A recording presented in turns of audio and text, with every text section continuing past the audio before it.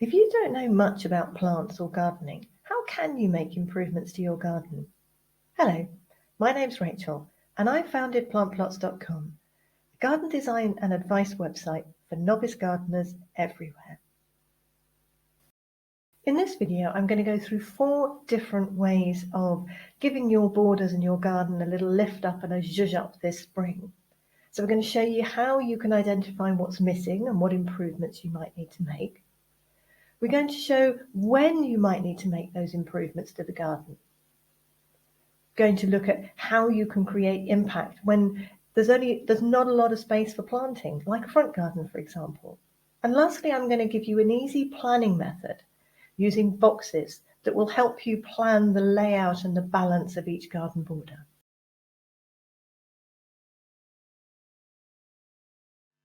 So this is a very normal suburban garden that will be familiar to a lot of you.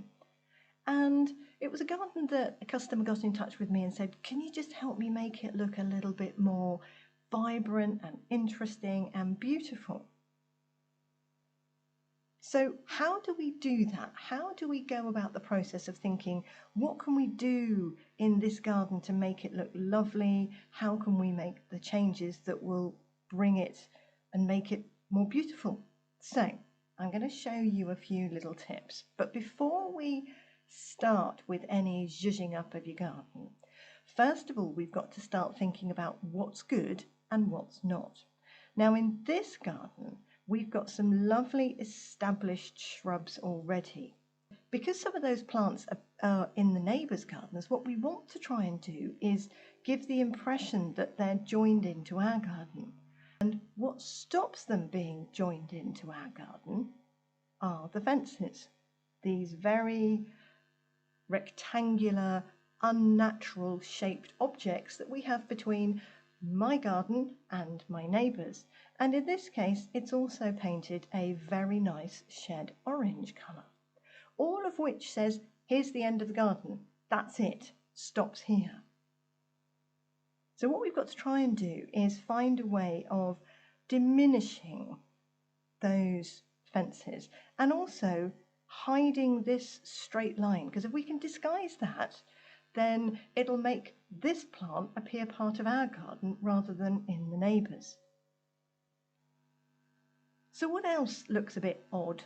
Well, this climber on the side fence looks a little fake almost. It just doesn't look like it would grow naturally like that. So maybe we need to change that.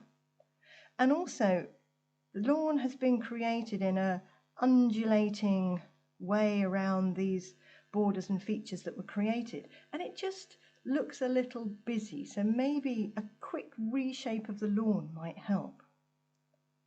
But there are some nice things. And you've probably noticed already, because they're a different colour to the greens in the background, this customer loved pink. And so that's a colour we want to bring out, we want to make more interesting. So if I show you how and what we do and how we bring this garden back, so let me get rid of that and we'll bring up the bear garden. So obviously, as you can see, I've made a couple of changes already. And we've introduced a nice grey colour to the fences, which look very stark right now, but pink and grey go together. So grey will be a nice backdrop and a nice foil for the pinks that we're going to introduce. And you can also see that I've evened out the lawn shape to give us a much more simple shape design, which gives me more planting here, which maybe allows me to get something bigger in by the fence over here to help hide the neighbours and the houses beyond. But the next thing about creating interest is how we look at things. And I don't even remember, the previous planting was all very much at this level in the garden. There were 1 or 2 bigger shrubs, but most of it was down at your hip or below height. But when you walk into the garden, this is the area you're looking at. So this is the area we need to bring some interest into. And I'll show you what I mean. So now we've introduced some plants to the garden, and I'll tell you why I've done what I've done so you can understand how you can apply it in your garden. The first thing I'm sure you will notice is we have a lot of pink. And why have we done that? Well, customer loved pink, but aside from that, what it does is it means that when you see a pink plant here, your eyes scan around the garden to see if you can see the same thing elsewhere. So by repeating the plant and by repeating the colour, we join sections of the garden together. Then, in order to hide the fence line, you can see I've added some tall obelisks. Now the reason I've done that is because we didn't have a lot of space between the fence and the border here. And if I want to get some height, taller plants generally take up a lot of space. So if we grow them up an obelisk, it goes above the fence line and we'll have flowers here, which is at my eye line. That's where I'm going to look. So these are going to be really big, blousy, look at me flowers that will capture my attention. I can then add some trees, again, that will eventually grow above this fence line, which have a beautiful colour foliage, for which these plants behind will act as the contrast. So my tree will stand out against the darker background. Because I'd reshaped the border, I can now get a bigger plant in that will help hide the houses behind. But one of the other things that you might have noticed in this garden as well is that we've introduced some slightly darker colours, but much smaller. So we have some darker purples, but they're much softer, lighter plants. So why haven't I filled all of the borders with big plants? Well, if you look at this garden having taken out the plants, nothing moves. Fences don't move, houses don't move, trees don't move that much, large shrubs don't move. So if we want the garden to look more interesting, we have to find a way that captures our attention inside this space. We don't want to look up here and at the trees and at the houses. We want to notice what goes on in our little world. And the way that we do that is we contrast our little world to the outside world. We can do that with colour, because it's very different from the colours elsewhere. We can do that with the height of things, because they break up the shapes of break up the lines of other shapes. But we can also do it with movement. So these plants will go down, they'll disappear in the winter time and will come up in the summertime. And these will move and sway with the breeze, as will the flower heads here. They will all dance with the wind. And all of it is a contrast to the shapes around you. And because of that, that captures your interest inside the garden, and it makes it look more interesting. One colour and repeat that around the garden, or in fact choose one colour per season and repeat that around the garden. Or you can use the same plant and put that in different areas and you'll look for it. But make sure that plant is more than just a pretty flower. So it may move with the breeze, it might have a beautiful scent, or it might have gorgeous foliage or be very tactile.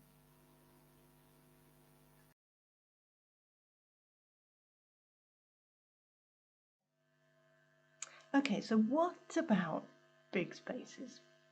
Now this is very beautiful, open, green, lush, summertime view of somebody's garden.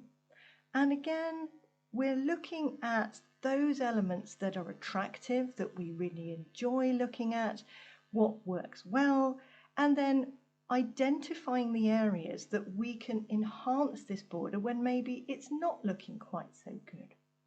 So clearly this is high summer, and the garden has some beautiful established trees that it's got in its own space as well as behind. They have fabulous tree here. which you really notice these three big tree trunks because there is a contrast to the immediate visual space behind it. They stand out. So that's something that's automatically attracting your view space. It's very green, it's very lush. We've got some bamboos here, and we've obviously got the trees, and we've got the lawn. But visually, the stripes in the lawn are all pointing in one direction. So is this tree, this beautiful little red acer, really competing with the vast trees and the grandiose nature of the landscape behind it? Does it stand out enough? Well, in time maybe, but right now it's not really leaping out at you. But one area is really leaping out at you. And I bet even though you've been looking at the trees, your attention's also been drawn to that particular dark, empty corner. So that's an area that we've got to improve. The problem, though, is when we improve it.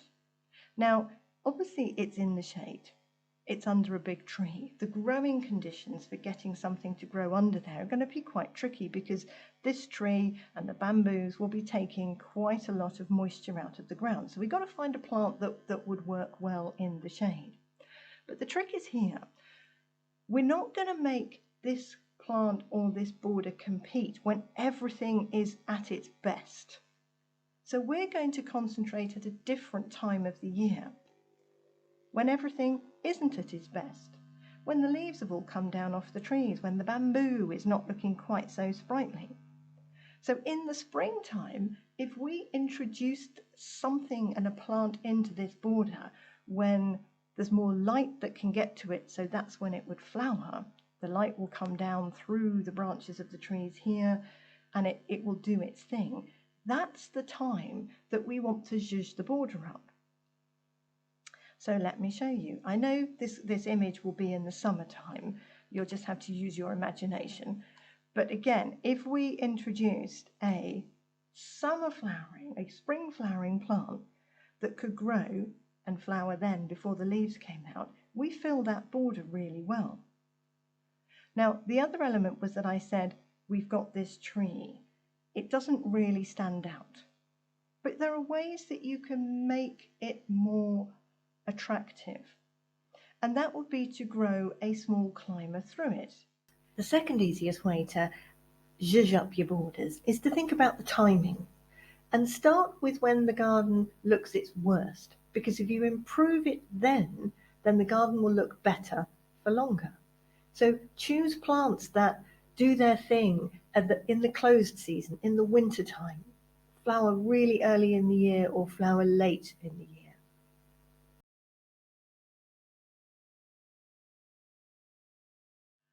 I thought I'd also talk about front gardens because the space that we have available for planting is usually more limited, and it has to be a functional space. We have cars to park, we've got to have access to the front door, we don't want to be attacked by the plants as we walk up to our front door, neither do we want any of our guests to be attacked by plants as they walk into our homes. And we have boundaries and fences and various things to look at. So how would we make this very attractive garden look more interesting? Well, again, it's all down to breaking it down into pieces. What's good, what's not so good, and what can we change? Well, clearly there are things we can't change. The car is going to be parked where it is. We've got to have the pathway through. And indeed, in this particular garden, the customer has already built beautiful raised planter for their garden. That's the available space into which they've put some lovely pink roses. And part of this design of the house was the very modern open slat fencing.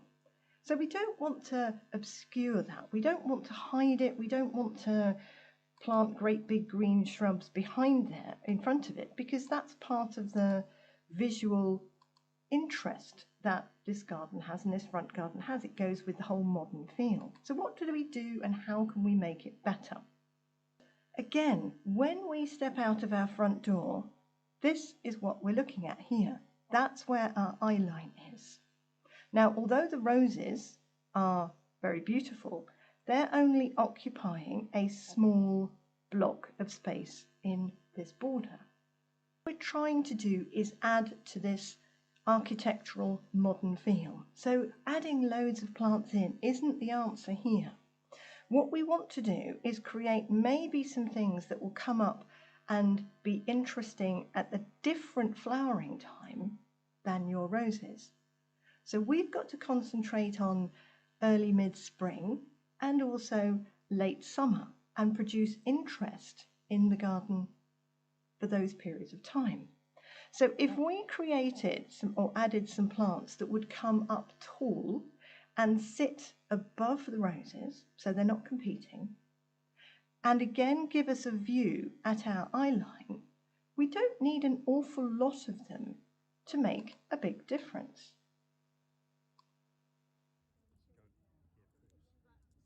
So what's catching your attention? Reading the text or watching the glass wobbly balls?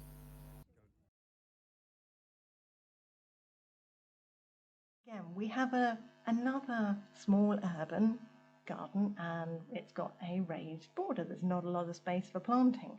So how can we make something like this feel dramatic and interesting and hold our attention? So again, it's the same principle. What works?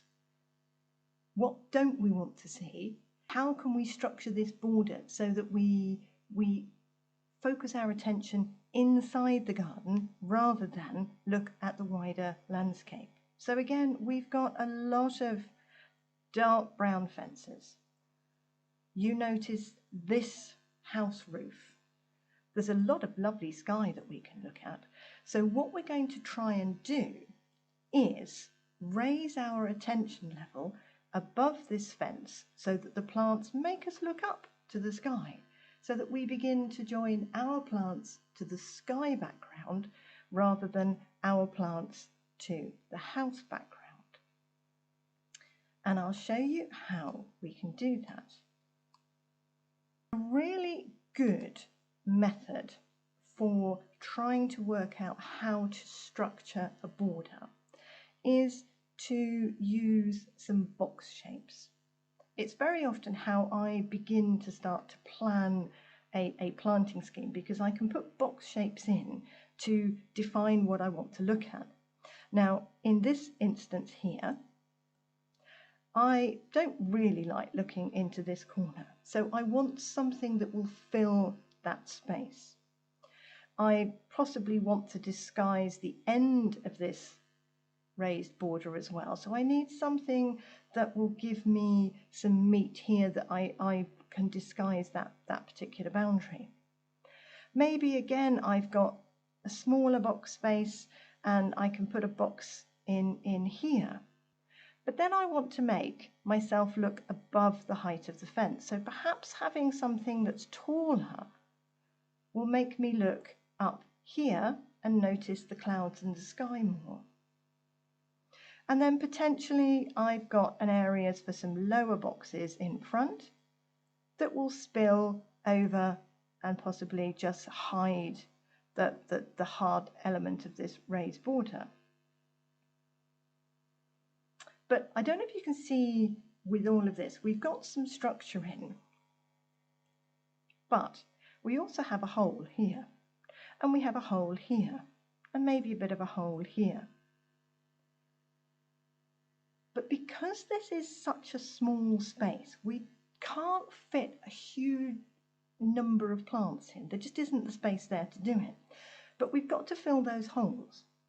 So this is where what we do is we introduce plants that will come up and fill this space and this space and this space in the summer months, but they will then die back down again, and that way we can control the size of those particular plants. So let me show you what I mean. Let me just take this out and I'll put the planting scheme in that we put in for this particular garden.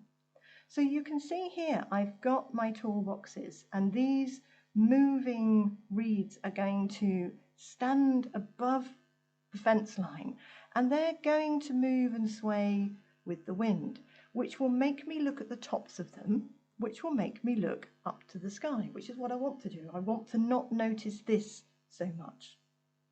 Then I've created some evergreen plants that will grow over the edges to soften them here, and we've repeated the shapes. We're keeping similar shapes, we're keeping similar leaf shapes. Then I've added some really soft plants, some grasses in here that will again fill that hole. They will grow up over the course of the year, which makes it interesting. Are they going to flower yet? What's going to happen? When are they going to come and start to flower? And these will again act as a contrast to the static nature of the fence, and you'll watch the movement. And I think the other element that you can just see is that you always have to think about a garden in the terms, especially a small garden, in terms of the backgrounds that you have. Fences are not terribly attractive, so don't think of it like a fence. Think of it like the background to your theatre. What would be the backdrop? What would show these plants off to the best of their ability? In here, the grass doesn't really stand out from the background, but it does if I darken the background. By using boxes, you can build a shape and a plan for the garden border that will fill the 3D space of that border. It's much easier to imagine it with different boxes than it is trying to find which plants you should put in. And once you've used those boxes, you can see how the border will balance. And then it's a question of finding the plants that fit the shapes and the colours of the boxes that you want to use.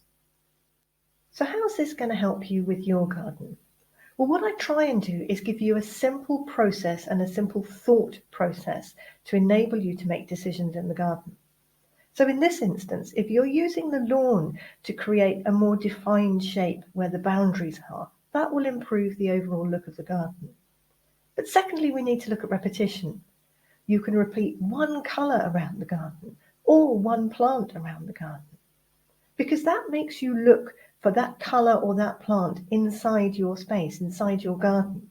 And that helps capture your attention inside the garden, so you notice the boundaries and the houses beyond less. If you're going to improve the overall design and interest in the garden, then the best time to start thinking about improvements is when the garden is looking its worst. Because if you can add value and interest then you create more season-long interest in the garden. So think about using plants that have interest at different times of the year other than the summer, and you will get more from the garden. If you're going to create impact, especially in a small space, it's not about how much you put in, it's about what you put in. It's about contrast. Because if you notice a few things that are beautiful, then that creates the impact in itself. So you don't need to add lots of planting to a small border. You need to add really good contrast to a small border. And that can be contrast with colour, it can be contrast with the shapes, and also it can be contrast between the fact that the hard landscaping doesn't move, but the plants in front do. Trying to plan how the border will look when things are grown can be difficult, especially if you don't know much about plants or plant shapes.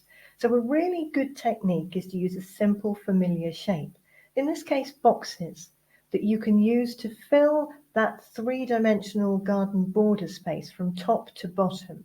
And by using the box shapes, you can give you a good impression of what you can create. Then it's simply a question of finding plants that fit the shape of the boxes. I've gone through a lot about border design, but if you're still a bit unsure as to how to plant and what plants to use, then take a look at the website. We've created a lot of pre-designed border plans that you can simply use in your garden.